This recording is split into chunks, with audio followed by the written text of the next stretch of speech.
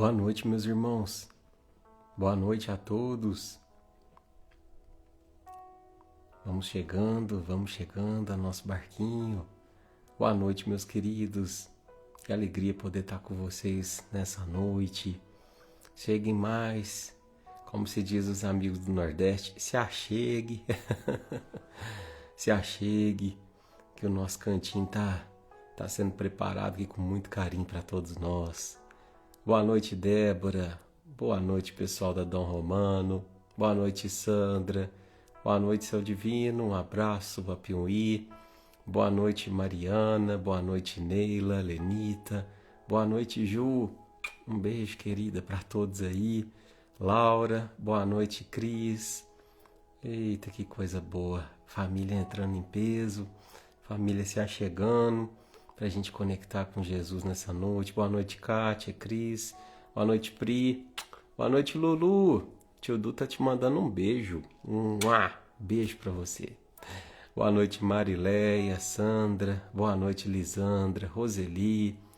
Boa noite, Valdirene, Fabrício, Vivi Frota. Boa noite, Éder. Coisa boa, meus queridos. Maria de Fátima. Boa noite, Leandro. Boa noite, Ivana Pascoal. Boa noite, Maria Reis. Wenzel. Que bom, né, gente? Família aqui reunida. Isso é bom demais. Como é que vocês passaram a semana? Todo mundo bem? Espero que sim. Eu já faz umas 2 semanas que eu tô um pouquinho adoecido. Mas é só a parte física. Graças a Deus. A parte espiritual tá super em dia, graças a Deus, né? Mas essas mudanças de tempo, né? Eu não tô escutando nada, viu, gente? O ouvido aqui tá tudo entupido, já faz uns 2, 3 dias, então vocês desculpam se a gente, por acaso, der umas falhadas aqui hoje, tá? Ai. Boa noite, Aiko. Um beijinho do tio Du pra você. Boa noite, Adriana. Boa noite, Denise. Obrigado, Bertone, Gisele, Dilma. Que bom. Própolis Verde 70. Vou tomar nota, Márcia. Fui ao médico. Se não for, Maiano, ó, puxa a orelha, sabe? Eu acho que todo homem é assim, né? A gente às vezes é meio teimoso, a mulher puxa a orelha. Mas tá bom, meus irmãos. Tá bom, vamos seguir no barco, né? Estamos melhorando devagarzinho. E vamos lá, meus queridos, que alegria. Hoje eu tive a alegria de encontrar 2 passageiros do barquinho no mercado, né? Hoje eu fui no mercado e a moça que trabalha lá falou assim: eu sigo o barquinho. Aí tinha uma outra moça no carrinho, uma senhora: eu também sigo o barquinho. E eu esqueci o nome delas. Você me perdoe, eu sou muito ruim com o nome. Mas se elas estiverem aí hoje, um beijo pra vocês, viu? E é bom demais, né, gente? Ver essa família aqui, unida, né? Essa família conectada. Todo mundo aqui em prol de crescer, de aprender, né? Pablinho, um beijo, irmão. Saudade de você, viu? Espero que todos estejam bem aí. Renato, um abração. Sônia. Então vamos lá, né, meus queridos? Vamos caminhar aqui hoje, que hoje a gente tem uma lição tão linda. Hoje, já vou adiantar para vocês. Hoje eu não vou teorizar muito. Hoje eu vou contar para vocês, né, um pouco do que aconteceu, né, na semana passada, na nossa ação, né, de levar o cobertor para os irmãozinhos, né, em situação de rua, porque aquilo ali foi um evangelho vivo, né? Então hoje eu vou contar, assim, a nossa live vai ser muito mais pautada nas histórias, porque tem tudo a ver, né, com o que a gente vai estudar hoje, tudo a ver.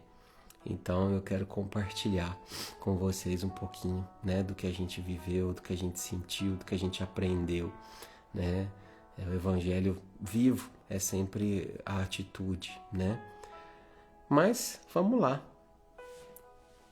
Vou pedir licença aqui pra gente concentrar um pouquinho, pra gente poder, nesse instante, pedir para que vocês possam ir lá preparar a aguinha de vocês. Se vocês não prepararam, corre lá, viu? Prepara aí para que vocês possam receber essa aguinha. Prepara um copinho de água separado aí, para que a gente possa, nesse instante, né, ter o remedinho espiritual colocado por Jesus, pela espiritualidade amiga, nesse momento onde a gente se acalma, onde a gente silencia os pensamentos, as palavras, e a gente busca essa comunhão com Jesus. Às vezes durante a semana a gente se perde um pouquinho dele, né? A gente materializa essa vida que precisa ser muito mais espiritual. Então esses minutos que a gente para aqui, meus irmãos, são minutos de conexão, né? São minutos que a gente permite a Jesus e silencia o suficiente para ouvir a voz dele. Então, mestre amigo, nessa noite, de muita alegria no nosso coração, a gente uma vez mais te agradece por tomar o leme da nossa embarcação. Agradeço aos amigos que estão sentados conosco. A gente olha para o lado e vê que tem tanta gente querendo crescer, tanta gente querendo aprender, tanta gente querendo deixar para trás as amarras do egoísmo, da vaidade, do orgulho, que por tanto tempo nos aprisionaram ao nosso antigo eu. Então esteja conosco, Jesus, que seja uma navegação linda, que a espiritualidade amiga possa me intuir, para que com muita humildade, com muita simplicidade eu possa trazer os relatos, as lições que a gente pode tão somente viver e ainda está tão longe de sentir, mas o Senhor tem paciência com os teus irmãos mais novos. A gente está no teu caminho, uma hora a gente vai ser como você. Então que essa oração possa chegar a todos os irmãos que estiverem necessitando. Se vocês estiverem precisando nesse instante de levar essa oração até alguém que precise, mentaliza essa pessoa, encarnada ou desencarnada, que ela possa receber. No mais, se permita ser tocado pelo Cristo.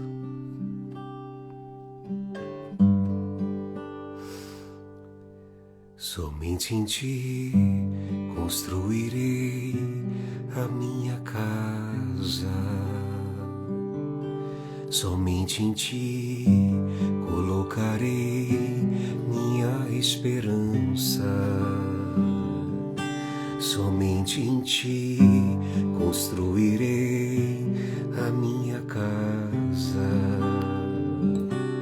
Somente em ti colocarei minha esperança, pois só em ti minha alma achou descanso, e só em ti eu pude respirar. Só em ti minha alma achou descanso, só em ti eu pude respirar. E o meu coração deseja te encontrar, como terra seca que anseia pela chuva. Vem me saciar, que hoje eu descobri que aqui é o meu lugar.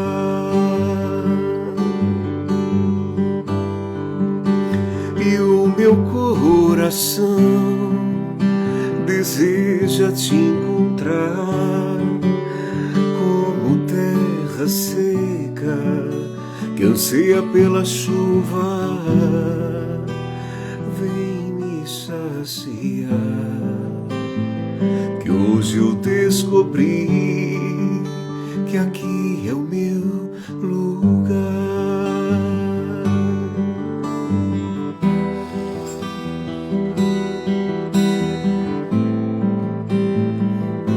Obrigado, Jesus, por já ir se aproximando do nosso lar. Obrigado, Jesus, por já ir renovando os pensamentos, as vibrações e os sentimentos. por essa comunhão que começa a se estabelecer a partir de quando eu me coloco à tua disposição, Senhor. E o meu coração deseja te encontrar como terra seca que anseia pela chuva. Vem me saciar, que hoje eu descobri que aqui é o meu lugar.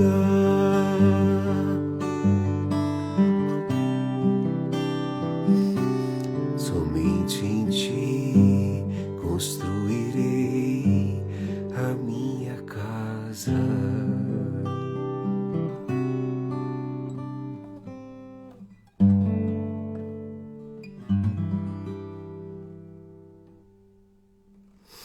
Que assim seja, Senhor.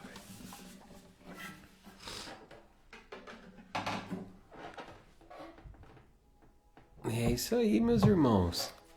Uma boa noite para todo mundo que está chegando, família. Alegria poder estar reunido com vocês, poder estar conectado com vocês. Obrigado pelas melhoras. Vocês me perdoem que a voz um pouquinho fanha hoje.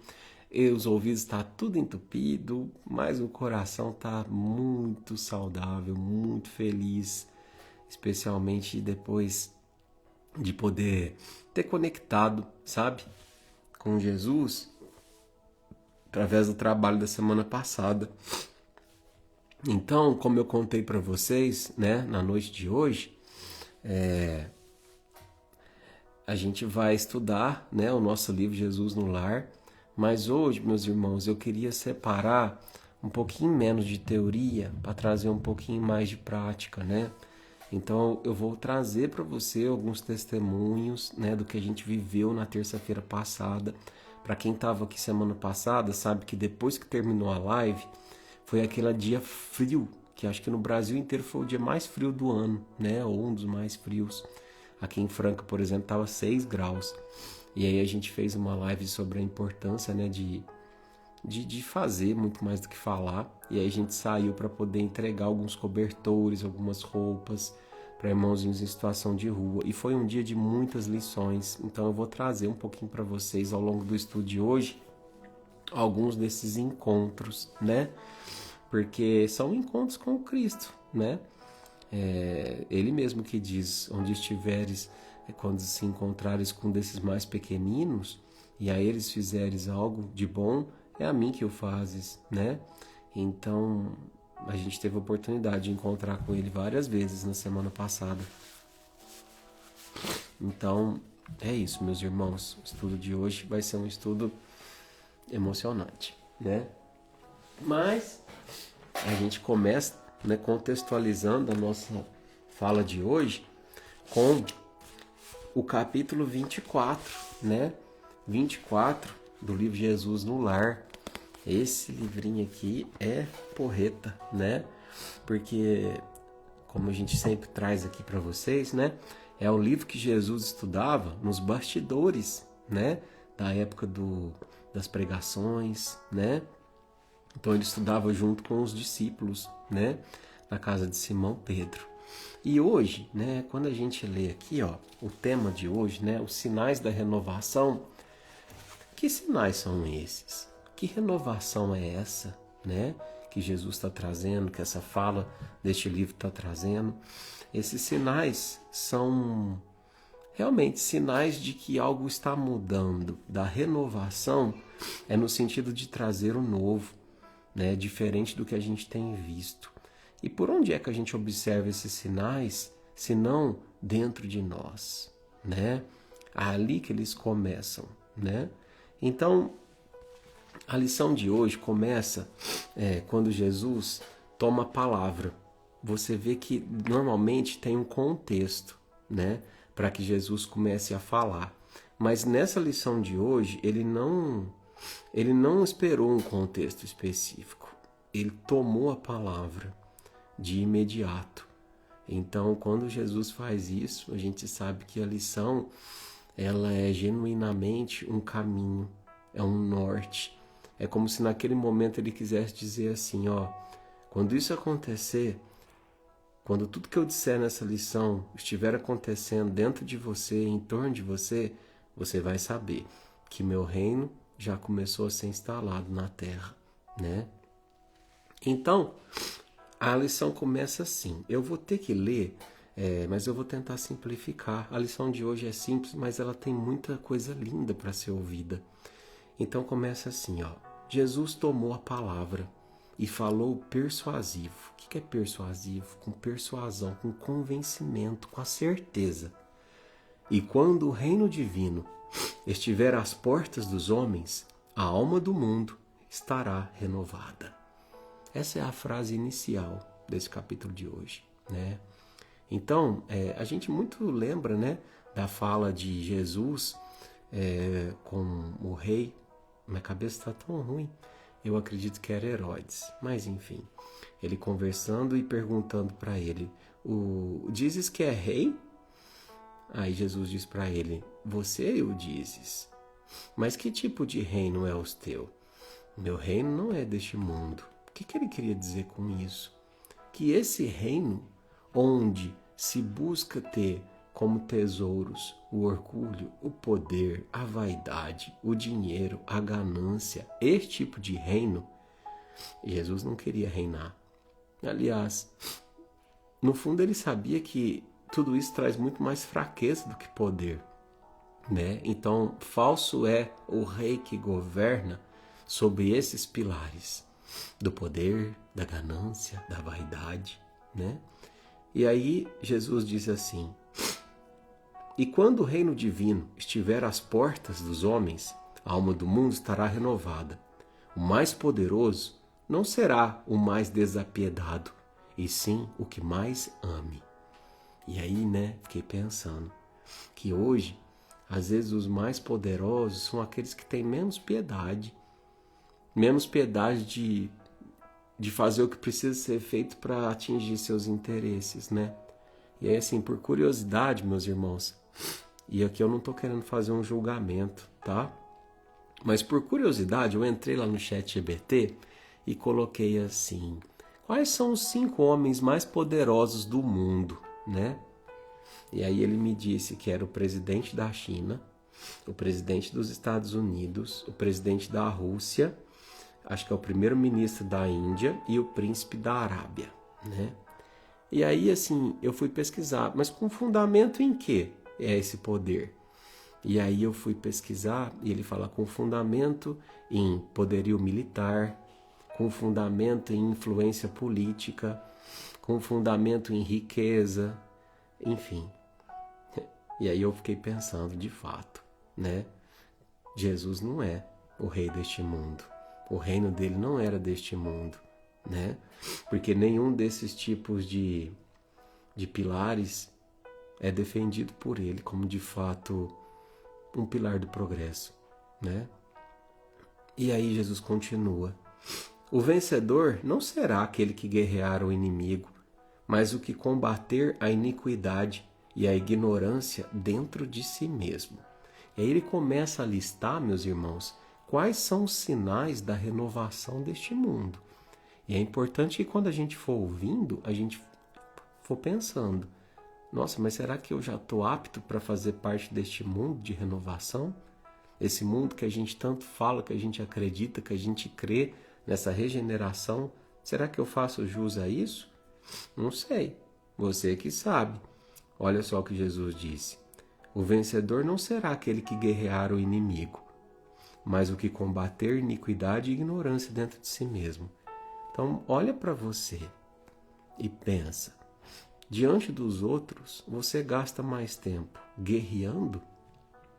Ou você gasta mais tempo combatendo a sua iniquidade, a sua ignorância, diante, às vezes, da forma como você fala com os outros? Porque, às vezes, a gente projeta grandes guerras fora, de longe de nós, mas toda grande guerra começou num pequeno conflito. Então, quando a gente vai se relacionar com alguém, existe cuidado na forma de falar, existe cuidado na forma de agir, existe cuidado antes de emitir uma opinião. Existe o cuidado de analisar sobre diversos prismas aquela situação, porque é engraçado, Jesus pouco falava. Vocês percebem que Jesus não era de falar muito? Ele analisava as situações. E os grandes sábios são assim. Eles analisam, eles filtram e depois eles emitem, se necessário, alguma opinião sobre, né? O mais eloquente não será o dono do mais belo discurso, mas sim o que aliar as palavras santificantes aos próprios atos, elevando o padrão da vida no lugar onde estiver. Então, olha aqui que interessante. Hoje, a gente sabe que pelo poder do discurso, da fala, da palavra, da oratória, a gente sabe que muitas das vezes as pessoas são elevadas, pessoas são vangloriadas, pessoas são colocadas no pódio, no altar, né? E às vezes é só as palavras que são bonitas, né? Eu acho que eu já contei para vocês uma vez aquela história, né? Não sei se vocês se recordam quando a gente teve aquela tragédia em Sobradinho, né? Da usina que quebrou e inundou e matou aquele tanto de gente, né? E aí eu me recordo de uma fala, salvo engano, foi o Haroldo que citou, que diz que o advogado da empresa, né, no caso ali da Vale, né, acho que foi, ele subiu para falar, né, sobre a tragédia, e ele falava muitíssimo bem, com uma oratória incrível, né? E aí deram voz a ele, e aí depois que ele pronunciou, todo mundo bateu palma e ficou parecendo assim que a empresa não tinha responsabilidade nenhuma nisso, né? Tamanha a defesa dele nas palavras foi magnânime, assim, né? Uma coisa linda. E aí depois deram voz a um senhor, que era o representante ali das pessoas que estavam naquele vilarejo que foi inundado, né? E aí ele pega e sobe no palco, né? E começa a dizer assim: eu morro de medo das pessoas inteligentes. E aí fez uma pausa, né? Porque as pessoas silenciaram. E falou: mas por que será que ele tem medo das pessoas inteligentes? E aí ele completou assim: porque as pessoas inteligentes te convencem de algo, te convencem que algo é certo, mesmo quando elas sabem estar erradas, né? E esse é o poder que muitas das pessoas que hoje são os influencers, né, têm sobre as gerações, têm sobre nós. A hora que a gente vê, a gente está influenciado, se a gente não tem um parâmetro de comparação. A hora que a gente vê, meus irmãos, os nossos filhos estão influenciados. E aí a gente, de repente, quer pedir a Jesus agora para que ele seja um adolescente, que tire do mundo das drogas, da bebida, da bagunça, mas a gente não apresentou Jesus a eles como um parâmetro de comparação, sabe? Como um filtro, onde a gente passa toda a informação que chega no sentido de dizer assim: essa pessoa disse isso, mas se fosse Jesus no lugar dela, ele diria isso? Porque esse filtro tem que ser automático na nossa vida. Tem que ser automático. Quanto sofrimento a gente evitaria, meus irmãos, se a gente pegasse situações familiares, situações judiciais, de desavenças, e parasse e pensasse assim: o que Jesus faria nesse momento, com essa situação que chega até mim, sabe? E não que a gente tenha que ser exatamente como ele, porque ainda está longe disso, mas a gente tem que ter um norte. Sabe aquela ideia de mira nas estrelas, que um dia pelo menos você alcançará ali o céu, né? Mira o mais longe possível para que você pelo menos caminhe na direção certa, né? Então, sobre o discurso e o diálogo é esse. O mais nobre não será o detentor do maior número de títulos, mas aquele que acumular créditos do amor e da gratidão nos corações das mães e das crianças, dos velhos e dos enfermos, dos homens leais e honestos, humildes e generosos. Então olha só, olha só. Olha quem ele coloca justamente como sendo aqueles que a gente tem que mais buscar agradar. Tem que mais buscar servir. Ele cita as mães, as crianças, os velhos, os enfermos, os humildes.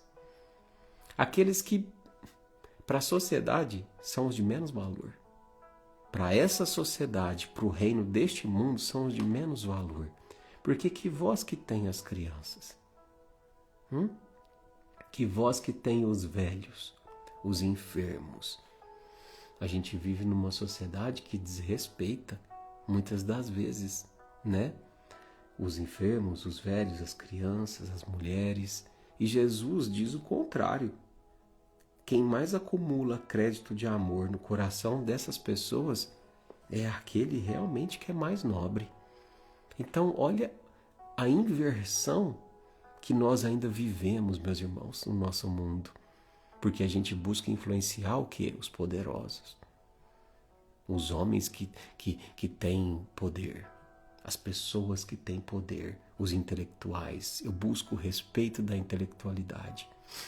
Não é da academia. Não. Não é aí que está o lastro, né? De que você de fato é alguém que merece estar neste reino, né? O mais respeitável, o mais santo, não será o que se isola em altares de supremo orgulho espiritual, mas sim aquele que descer da própria grandeza, estendendo mãos fraternas aos miseráveis e sofredores. E aqui eu começo a trazer a nossa atitude, né, da semana passada, onde a gente teve a oportunidade, né, depois que terminou a live, de sair, eram umas 10h30 da noite, saí pelas ruas daqui da nossa cidade de Franca, né, eu na companhia de 2 amigos, o Daniel, o Ítalo, para que a gente pudesse distribuir alguns cobertores. E eu só estou dizendo dessa experiência porque a gente analisa muita teoria aqui, né?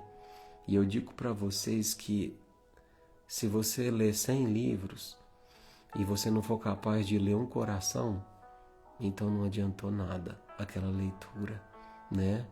Então eu quero começar contando, né, sobre a primeira pessoa que a gente se deparou na rua, né? Aliás, as 3 primeiras pessoas, assim que a gente saiu. Aliás, antes de sair, né, para entregar, eu fui buscar uns cobertores e uma blusa na casa de uma amiga que mora num bairro relativamente nobre da nossa cidade, né? E aí eu falei, por aqui é claro que não vai ter ninguém, porque a gente não tem um roteiro, sabe? A gente sai andando e se encontrar alguém a gente aborda, né? E aí eu peguei uma blusa, peguei uns cobertores e quando eu saí da casa dela, não deu um quarteirão. Eu já vi um irmãozinho empurrando um carrinho, né?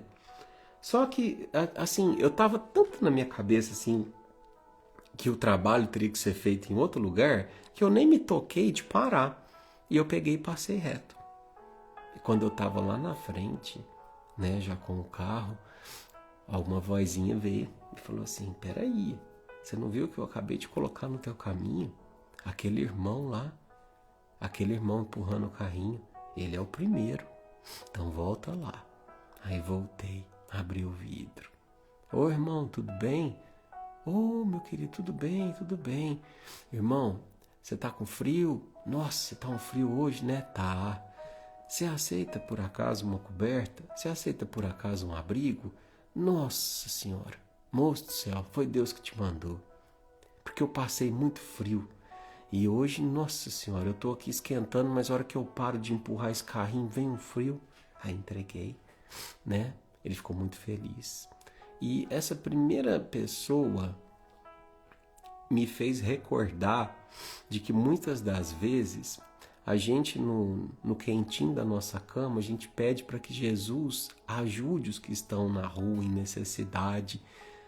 Mas muitas vezes Deus só para falar assim, eu vou ajudar, mas você será minhas mãos nessa noite. E então a ocasião faz o bom cristão, não faz só o ladrão. A ocasião faz o bom cristão. Porque naquele exato momento eu tinha pego uma blusa que serviu certinho, um cobertor, né? E assim foi naquela primeira experiência. Mas talvez, meus irmãos,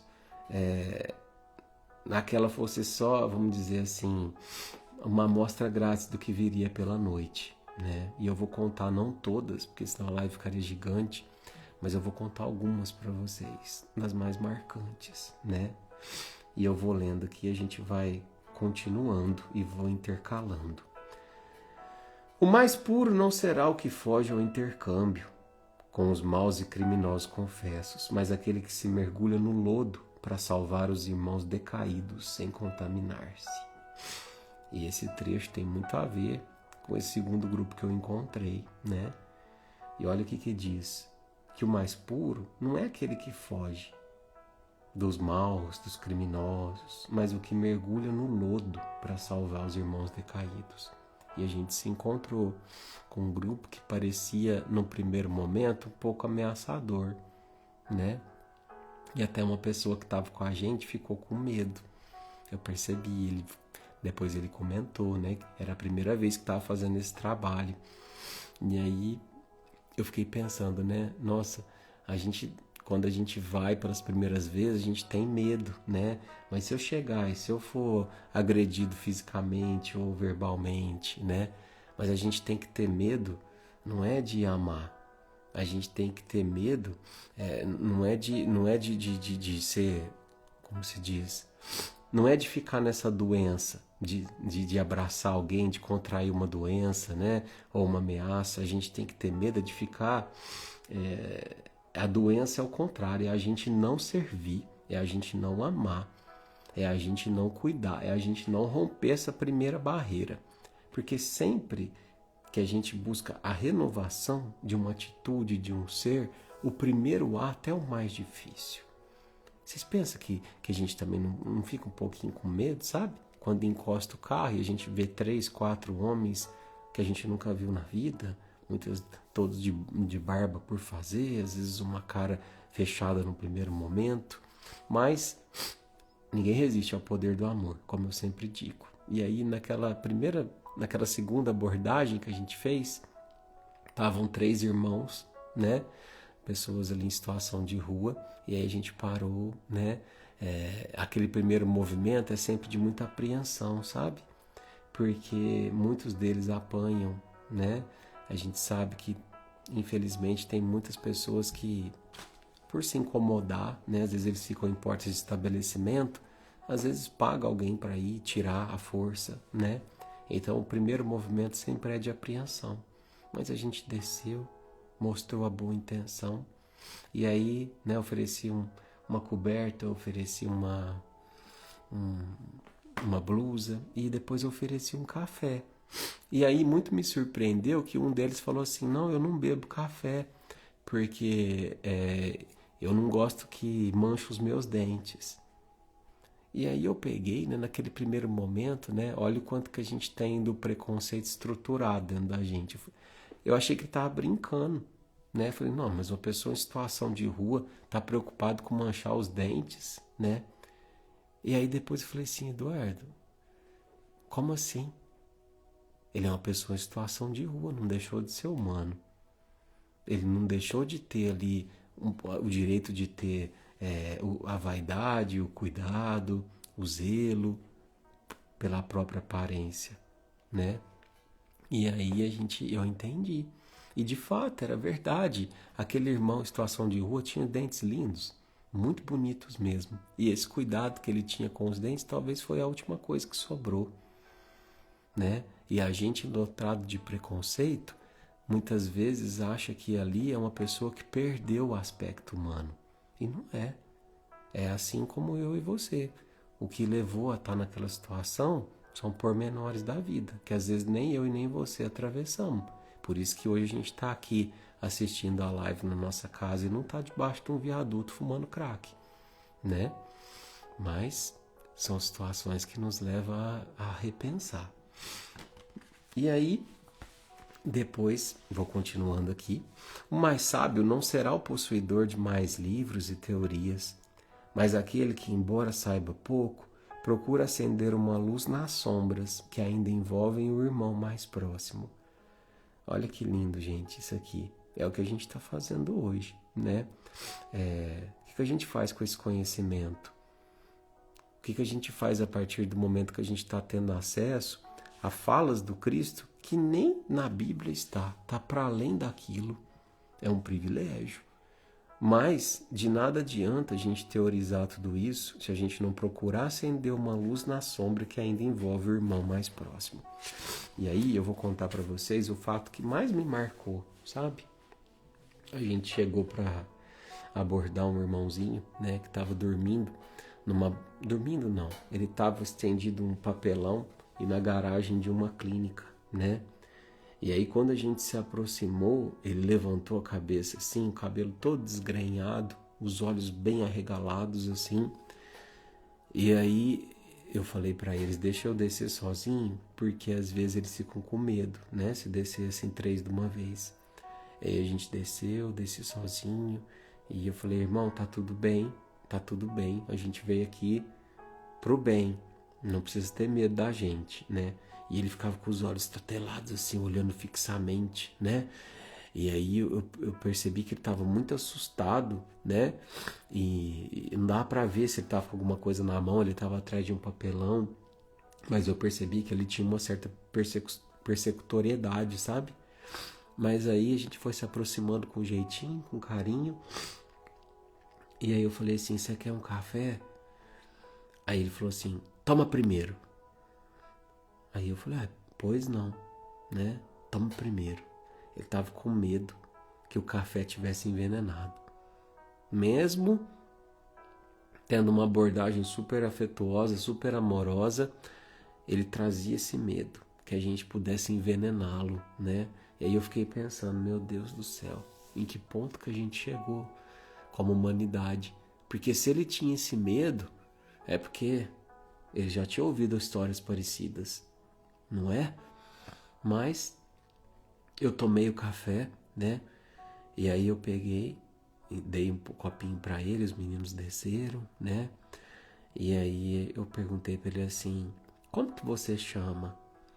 E aí ele falou assim, eu não sei. Ele não sabia o nome dele, né? Ele não sabia o nome dele, meus irmãos. E aí assim, eu percebi que ele já tinha perdido a identidade. Sabe o que é isso? Pensa você, se nesse exato momento você não soubesse mais quem você era, você não soubesse mais as relações que te definem, seu trabalho, sua família, seus amigos. Era naquela situação que aquele irmão se encontrava. E então, depois de dar ele o café, a gente ofereceu, o senhor quer uma blusa, o senhor quer uma calça, tal. E aí ele aceitou, já ressabiado. E aí a gente falou assim, você quer uma coberta? Aí ele falou, não, eu tenho 2. A gente insistiu, porque eu percebi que a coberta dele estava molhada, né? E aí ele aceitou. E aí depois, a hora que a gente estava indo embora, ele se levantou, olhou pra gente e falou assim, eu posso dar um abraço? E aí eu fiquei pensando, sabe? Quanto tempo fazia que aquele homem não dava um abraço? Porque se estava numa condição daquela, meus irmãos, de ter medo de um café envenenado, imagina quanto tempo fazia que ele não dava um abraço. E que o frio dele maior era de afeto humano. Era de alguém olhar para ele e falar assim, eu te vejo. Eu sei que você existe, né? Porque aquele homem era invisível. Curiosamente, foi um dos únicos que a gente encontrou sozinho, sabe? E aí a gente trocou um abraço apertado, todo mundo abraçou, né?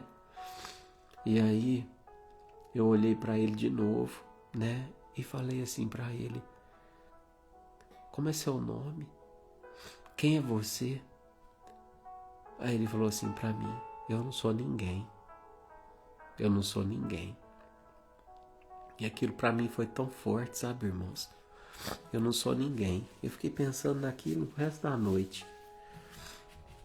Ele não é ninguém porque ninguém olhava para ele. E ele aceitou esse lugar, né? Então, nossas atitudes, em especial perante aqueles que são invisíveis da sociedade, têm muito poder. Quando a gente passa por um irmão em situação de rua, ou quando a gente passa por alguém que é excluído socialmente, independente do contexto, não precisa ser um irmão em situação de rua, e a gente deixa de dar atenção, a gente deixa de sorrir, a gente deixa de dar um bom dia, a gente está dizendo para aquela pessoa que ela não é ninguém, que ela não é digna de ter uma relação. E a gente se define muito através das relações hoje, né? Então eu fiquei pensando muito naquele irmão, né? E a gente foi embora, né? Partiu para outra caminhada. E aí eu continuo aqui a fala do Cristo. Nessa época sublime, os homens não se ausentaram do lar em combate aos próprios irmãos, por exigências de conquista ou pelo ódio de raça, em tempestades de lágrimas e sangue, porque estarão guerreando as trevas da ignorância, as chagas da enfermidade, as angústias da fome e as torturas morais de todos os matizes. Quando o arado, olha que bonito isso que Jesus fala, meus irmãos, olha aqui. Quando o arado substituir o carro suntuoso dos triunfadores, quando o livro edificante absorver o lugar da espada, quando a bondade e a sabedoria presidirem as competições das criaturas, quando o sacrifício pessoal em proveito de todos constituir a honra legítima da individualidade, então uma nova humanidade estará no berço luminoso do divino reino. Então, Jesus nessa lição, ele nos ensina a identificar esses sinais, sabe? E se a gente não vai para campo, se a gente não observa, de fato, o quanto dessa teoria que a gente está estudando toda terça-feira tem penetrado no meu ser e tem ou não renovado o meu ser, de nada vale, meus irmãos, de nada vale. Por acaso eu abri, né, esse livrinho que eu amo aqui, ó, Alguém Me Tocou, e eu me deparei com essa fala aqui, ó, de Paulo, que diz assim: quem está unido com o Cristo é uma nova pessoa. Acabou-se o que era velho e já chegou o que é novo.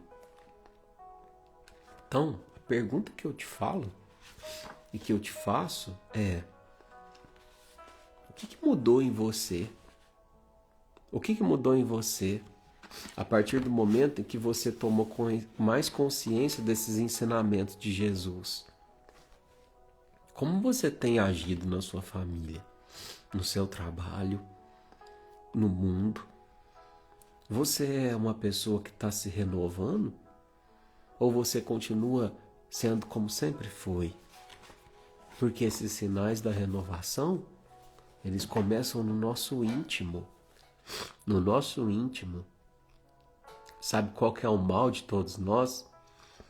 A gente acredita que um ser humano é um órgão. E aí a gente fala assim: esse mundo vai ser melhor quando Emmanuel reencarnar, quando o Chico reencarnar, quando o Papa reencarnar, quando Francisco de Assis reencarnar. Como se eles fossem órgãos. E eles não são órgãos. Eles são células. Como eu, como você. E um corpo é feito de células. Então essa mudança, essa renovação, meus irmãos, começa em cada um de nós. Claro que são células muito bem-vindas para esse corpo adoecido que se chama mundo. Mas se a gente não assumir a nossa responsabilidade como também uma célula saudável e não cancerígena, cheia de tumores do egoísmo, da vaidade, do viver só para si mesmo, a gente não muda isso aqui nunca. Aliás, a gente não, alguém vai mudar. Porque Deus não perdeu em nenhum minuto o controle da evolução, da criação, da lei de progresso. Mas, meus irmãos, eu quero tanto pertencer a esse novo mundo. Eu queria tanto que você também se esforçasse para pertencer, sabe? Se esforçasse para ser melhor no teu dia, com a tua família, no teu trabalho. Não porque isso é ser bonzinho socialmente, mas porque isso é vibrar cura. Isso é vibrar saúde, saúde na vida, no existir. Tudo que a gente faz pela lei de ação e reação retorna para nós. E a gente acredita que muitas das vezes, quando a gente tem esses investimentos na prática do bem, os resgates e as expiações, eles acabam sendo atenuados. Muitas das vezes que a gente está aqui para passar por provações e dificuldades, mas a gente se investe na tarefa do bem e a gente não precisa atravessar essas dores. Tem uma fala, eu não me lembro se é de Joana, acho que é de Joana de Ângeles, eu não vou me recordar, mas que diz assim: quando a providência divina envia para verificar, vou tentar traduzir da minha forma, tá? Quando a providência divina envia o destino ou o anjo para verificar se estamos para fazer cumprir, né, o destino, o planejamento reencarnatório, nos suscitando, nos colocando na provação, na dificuldade, mas ela nos encontra trabalhando a serviço do bem, manda que isso seja prorrogado por tempo indeterminado. Ou seja, enquanto a gente se compraz no bem, no trabalho do bem, meus irmãos, somos só beneficiários. E isso não depende de como o outro recebe, depende de como você faz. Nossa, Eduardo, sabe que você foi citando essas coisas que você passou na rua, parece que é tão bonito, né? Que é mil maravilha. Não é. Não é. Não é. Tem situações que é triste. A gente se deparou com um casal que a mulher estava numa situação há 6 dias na rua aqui em Franca. Era de outra cidade. Então eles estavam dormindo assim debaixo de uma cobertinha. E aí a gente sentou com eles. Ela disse que era usuária de droga. Ela tinha pulado o muro de um hospital psiquiátrico e quando ela pulou, ela foi atravessar a rua, o carro tinha atropelado, lesionou a coluna e ela estava andando de cadeira de rodas e ela ainda estava grávida. Então assim, aquilo eu falei assim, meu Deus do céu, que grau de desumanidade é esse, né? Precisamos fazer alguma coisa. E a pessoa me pediu, moço, pelo amor de Deus, ajuda, eu não quero ficar mais na rua, eu quero sair, eu quero encontrar, eu quero fazer, eu quero... E não, claro, nós vamos ajudar, nós vamos movimentar. E aí no outro dia eu já entrei em contato com um amigo, que a esposa é assistente social, o pessoal já foi lá, já fez a intervenção, já falou, já se colocou à disposição para mandar a pessoa para a família dela, para cuidar. E ela simplesmente disse não. Não, eu quero permanecer na rua ainda, com todas as dores e dificuldades. E aí você vai e me fala assim, tá vendo, Eduardo? Por isso que eu não ajudo. Esse tipo de gente tá na rua porque quer. Pois é. Às vezes a gente pode ter até um pensamento imediatista de pensar dessa forma. Mas ninguém tá na dor porque quer. Às vezes, a dor é só o que a gente conhece. E quando das vezes da nossa vida a gente só conhece a dor, a gente tem muita dificuldade de permitir que o amor entre na nossa vida. Por incrível que pareça, isso que eu estou dizendo para vocês. E claro que o vício, né, a droga tem sua parcela, né, sobre isso. Mas também tem muito a ver a questão de como se é tratado emocionalmente, né? Então, a gente amou o que pôde. A gente cuidou o que pôde, e se a gente for essa semana também, ainda tem umas coisas para entregar, eu vou passar lá, jamais vou apontar o dedo e vou dizer, olha, corri atrás, movi mundos e fundos para vir aqui te ajudar e você não quis. Não, é o tempo da pessoa. E é por isso que a teoria nunca será maior do que a prática. Porque quando aquela mulher negou a ajuda, eu pude entender por que Jesus dizia, o que queres que eu faça? Entende? O que queres que eu faça? Não, eu só quero que você esteja aqui comigo e que ouça eu cantar um louvor como ela cantou, com a voz embriagada, com a voz rouca, e ao final dizer que foi o louvor mais lindo que eu já ouvi. E foi assim feito. Eu ouvi, não, eu só quero comer um x-tudo, porque eu tô grávida e meu desejo é de comer um x-tudo. E assim foi feito. E é assim que Jesus nos ensinou, meus irmãos. Amar na medida que o outro se permite ser amado, sem julgamento. Porque quem tem tempo para julgar não tem tempo para amar. E valeu muito a pena. A minha alma está em paz desde terça-feira passada. E eu percebo que eu precisava muito desse encontro, né? Porque é aí que a gente se depara com Jesus, não apenas nos livros, né? Muito mais nessa vivência, né? Então, meus queridos, teve muitas outras situações, né? Muitas outras vivências, mas acho que com essas que a gente trouxe, a gente pode fechar a noite de hoje, né? E eu quero deixar para você que está aí do outro lado, que você também tenha atitudes de amor, que você também tenha atitudes de olhar para o próximo. Claro que você, principalmente as mulheres, né? As mulheres têm mais dificuldade de sair, às vezes, de fazer uma abordagem, mas tem tantas outras formas de amar, tem tantas outras formas de cuidar e de trazer para a tua vida essa energia vital, espiritual, que eu estou sentindo agora através do servir. Então, seja através de uma comidinha que você faz, seja através de algo que você borda, seja através de uma lição, enfim. Quando o trabalhador está pronto, o trabalho aparece. Mas é preciso se alistar, né? Então, essa é a nossa conversa, a nossa fala de hoje. Eu espero que esses sinais externos de que o reino de Deus está próximo também já tenha começado a acontecer dentro de você, viu? Também já tenha começado a se manifestar e que essas palavras, esses testemunhos tenham tocado seu coração para que de fato você possa espiritualizar mais a tua vida, né? As tuas escolhas, entendendo que é tão somente isso que a gente leva dessa breve passagem chamada de vida. E é isso, meus queridos, né? Desculpe a simplicidade, né?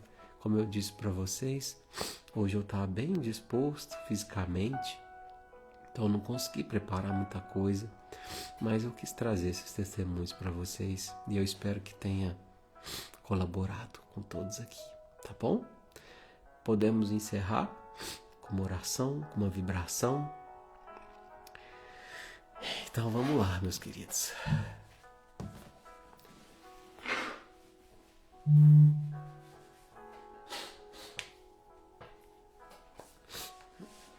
Então vamos lá, meus irmãos. Vou pedir para que todo mundo nesse instante possa fechar os olhos e possa nesse instante, meus irmãos, mentalizar como se Jesus estivesse na tua frente.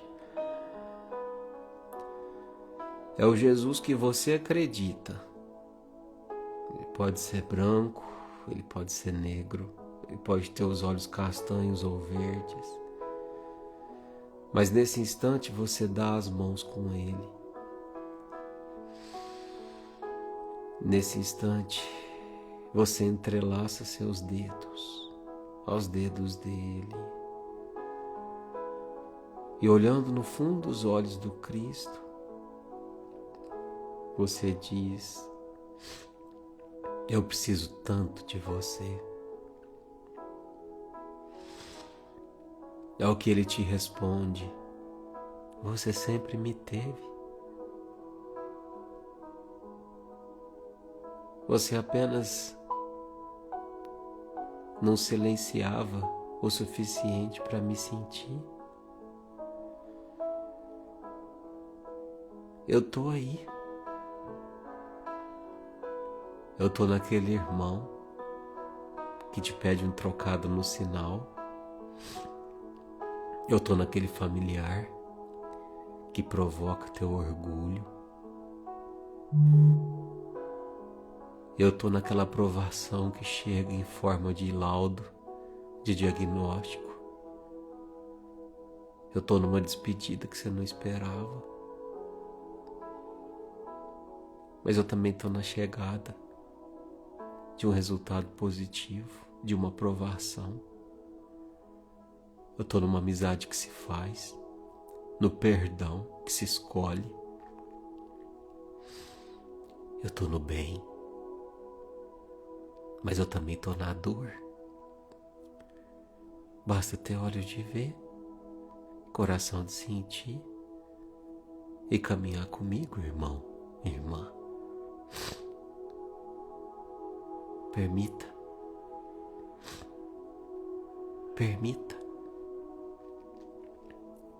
que os meus passos funcionem como caminhos teus.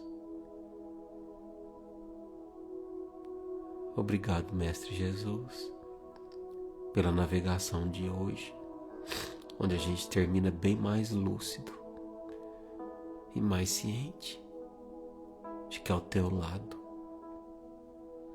eu caminho com mais segurança. Pai nosso que estais no céu, santificado seja o teu nome. Venha a nós o vosso reino e seja feita a tua vontade, assim na terra como no céu. O pão nosso de cada dia nos dai hoje. Perdoa as nossas ofensas, assim como nós perdoamos a quem nos tem ofendido. E não os deixeis cair em tentação, e livra-nos de todo mal, Jesus.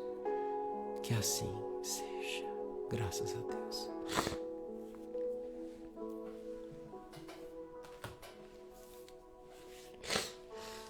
É isso, meus irmãos. Deus abençoe cada um de vocês. Uma semana cheia de luz, cheia de paz, de refazimento. E eu espero que vocês estejam melhores e mais próximos de Cristo nesse instante, tá bom? Obrigado. A gente se vê na semana que vem, se Deus quiser. Vou beber água, Débora. Vou me cuidar. Se Deus quiser, semana que vem eu tô melhor. Um beijo, irmãos. Fiquem com Deus.